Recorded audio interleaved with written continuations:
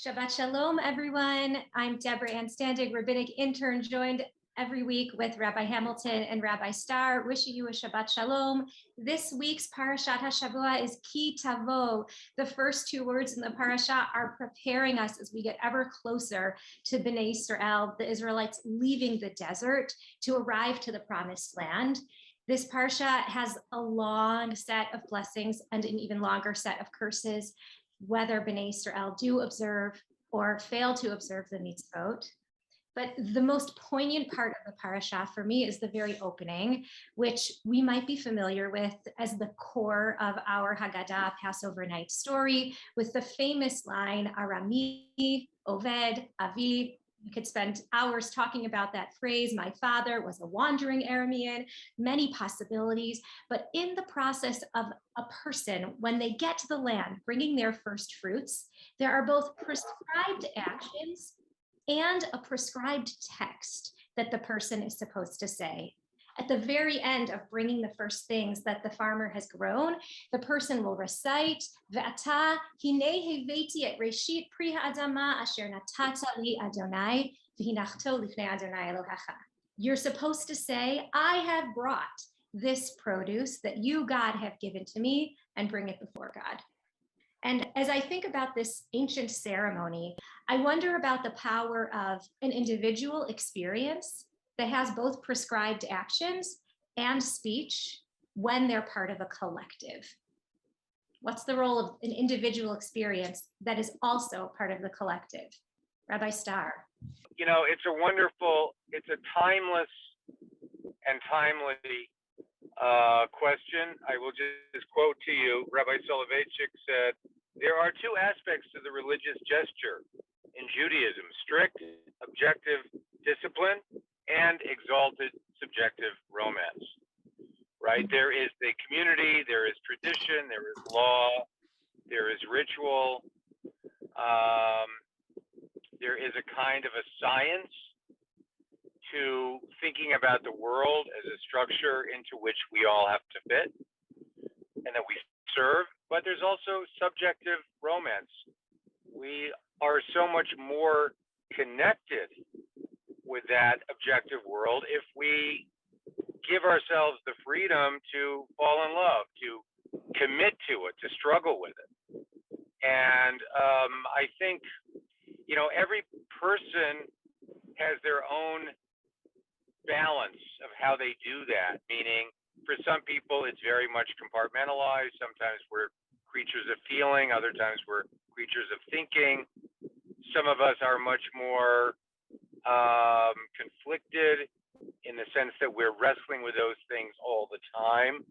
So everybody's different that way, but I think that that's a key aspect of Jewish spirituality, which is this notion that says, you know, we are all servants of the community, of our tradition, but we're also all individuals, and we bring ourselves to that experience. And if we try too hard to diminish, much less extinguish, our subjectivity, I think that we end up not only cheating ourselves, but we're probably cheating the tradition and our community and each other, because that human capital that each one of us has uniquely, that's a huge gift that we have to give. So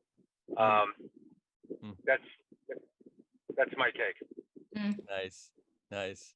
I'm going to take it from a totally different angle because I love the way you've addressed it, Rabbi Starr, and the way you posed it, Deborah. I'm actually going to talk about the rigid communal ritual, often wordless, and say that I was actually at a service not all that long ago, several months ago, with a funeral service where there was a flag ceremony, and anyone who's ever watched a veteran buried and watches the actual flag draped over the caskets, the way in which members of the current armed forces fold the flag, present the flag, salute, say the proper words to the mourner as they're presenting the flag on behalf of the President of the United States and a grateful nation. I've seen it hundreds of times, but somebody who actually is in our community who self-describes as somebody who's not all that into ritual said to me that it was one of the most moving experiences that they had ever seen, because the precision, the choreography, the placing of the basket in the hands of the priest, the recitation of the words as it's described in the portion this week, but seeing that in action to the millimeter, to the way in which everything happens with precision, even speechless, without a word to say, it becomes incredibly powerful. And so, in a very real sense, the power of ritual is immense, and the regularity of it and how it affects the individual, the same ritual for everybody in the community, is something that I think gives us pause and a deep appreciation for just what the opening of this week's Parashat is trying to convey. Thank you both, Rabbi Starr and Rabbi Hamilton. And as we are experiencing with anticipation, waiting for the ritual tefillah experience of the Yamim Noraim, we acknowledge that we are both individuals and community members as we come together very soon. So thank you both, and wishing you all a Shabbat Shalom. Shabbat Shalom. Shabbat Shalom.